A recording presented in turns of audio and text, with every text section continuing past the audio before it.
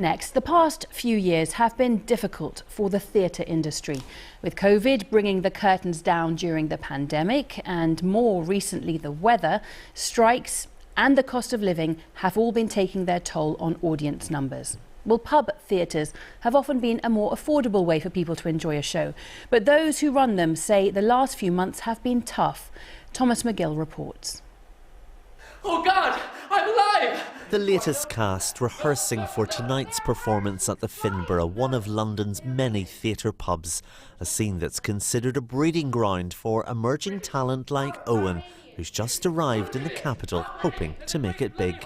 These kind of theatres and these kind of shows are not only important to add to your CV and to add to your experience, but it also, for me, gave me, and all of us, I think, for Alex, Lisa, Ruth and Dannon, all of us get an opportunity to do shows that maybe wouldn't be put on anywhere else in London. Julia Pascal has been a theatre director and playwright for decades and says times have never been tougher. Everything has changed. Of course, post-COVID, now we have strikes, we have the weather, a lot of people are ill.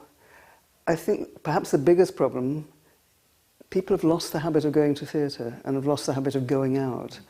And I think fringe theatre has suffered immensely. Well, there are about 20 theatre pubs across London that employ dozens of people, and the Finborough here in West London is perhaps one of the most established, and yet they receive little support or funding. So selling seats to shows is the only way they can secure their own future, and that of the people who work in them.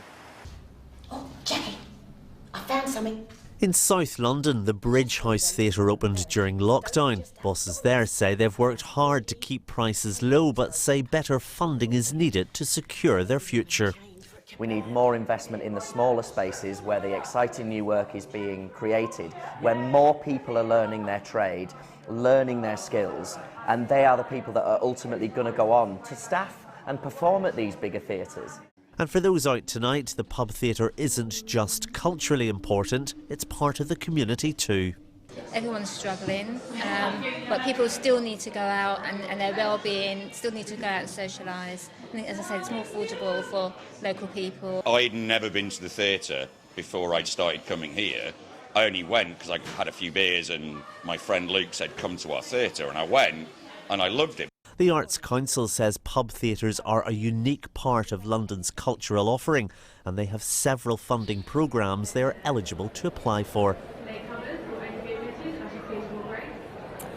Well, from some of the smallest theatres there in London to perhaps one of the largest cultural centres. I'm down here at a very busy Barbican tonight. It's filling up nicely ahead of 2 sold-out shows, which, as you can hear, are about to start any minute now. And we're here to find out about a new initiative that aimed to improve access to the theatre, places like this, for those that are struggling as a result of the financial situation at the moment, the financial crisis. And to tell us more about that, Una Murphy is from the Cultural Philanthropy Foundation. Good afternoon. Una, first of all, you're calling this the Great Ticket Giveaway, the Ticket Bank. What is it? So the Ticket Bank is our new initiative in partnership with Cardboard Citizens, and we'll be offering 1,000 tickets a week at a donate what you can rate for venues across London in 2023. And how big a priority do you think going to the theatre will be for people who are currently struggling to put food on the table and to heat their homes? Yeah, it's a really difficult time for so many people, and thankfully there are organisations who are doing brilliant work ensuring that people have access to heat, to shelter and to food. But access to culture is also a human right, and so with the Ticket Bank we're making sure that everyone has access to cultural experiences to ensure a life worth living, not just surviving. Very briefly then, the Barbican's involved. What other theatres are involved then? Yes, that's right. So we have the Barbican, we have the National Theatre, we have Roundhouse, the Almeida, the Gate, Tara Theatre, the Bush, and we'll have many more to announce in January as well. Fantastic, and thank you so much. Well, there you have it, your opportunity perhaps to get a ticket for that show you have always wanted to see. A word of warning though, the tickets just aren't available for anyone. More information is on the Cultural Philanthropy Foundation website. Back to you, Alice. Thomas, thank you.